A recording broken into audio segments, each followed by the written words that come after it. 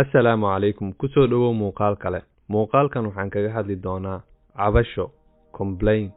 Waxaan ka cabanaa nolosha waxyaabo badan, hadday ahaan lahayd jawiga maanta, ama hadday ahaan lahayd dhaqaalo yari ama caafimaad daro.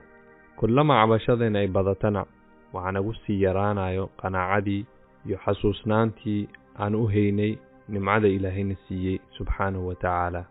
Mararka qaar waxaan u sheeganaa cabashooyinkeena iyo dhibaatooyinkana haysta dadka aan u aragno inayna caawin karaan. Ma xuma, laakiin xaqiiqdu waxay tahay qof markaad dhibaatadaada aad u sheegatid waxay noqonaysaa laba un.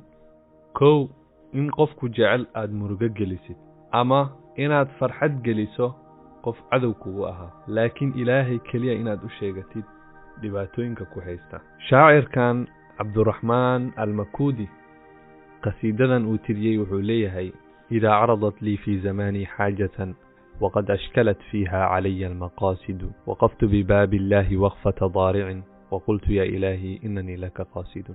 وحوليها أرين مركي إلسو درستو وحاجة ذي وريرتو وحان استاغا يا إلهي الباب كيسا وحان الله إلهي يو أذيك ينقوبها. ولست تراني واقفا عند باب من يقول فتاه سيدي اليوم راقد. ma igu arkaysid anigoo taagan albaab qof kurayga u shaqeeya uu ileeyahay mudanaha maanta wuu jiifaa. isla qasiidada bayt kale aanan ku xigin baytkan wuxuu leeyahay laa tas'alanna bunayya aadama xaajatan was'al alladhi abwaabahu laa tuxjabu. qof bani aadan ah arrin ha weydiisanin, waxaad weydiisataa Ilaahay subxaanahu wa ta'ala oo albaabkiisan laga xirin. allahu yughdabu إن تركت سؤاله وبني آدم حين يسأل يغضب. إلهي سبحانه وتعالى وحو عروضا مركاد وح ويديسان ويديد، لكن بني آدم كوحي عروضان مركاد وح ويديستيد.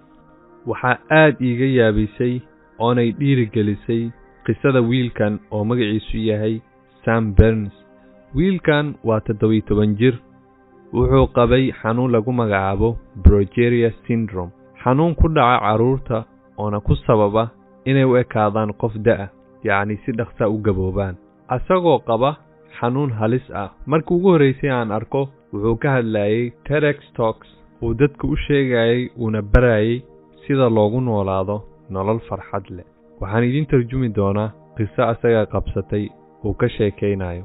sanad ka hor fasalkayga 9aad waxaan lahaa hami ahaa inaan ka mid noqdo kooxda durbaanta tunta ee iskuulkeena, laakiin durbaanta iyo galkeeda waa 40 pound ama 18 kilogram.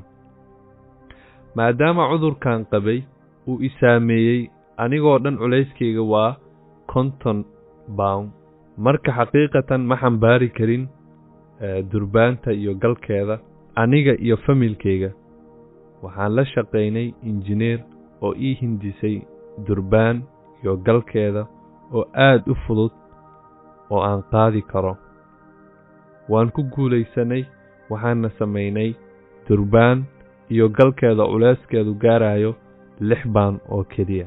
run ahaantii qisadiisa waxaan ka qaadan karnaa inaadan isdhiibin, in hal dhiboo ku haysto noloshaadoo dhan hoos ugu dhigin oo aad horay u socoto.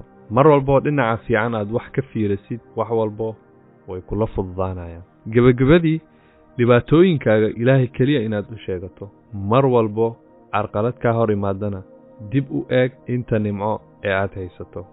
assalaamu calaykum waraxmatullaahi wabarakaatuh.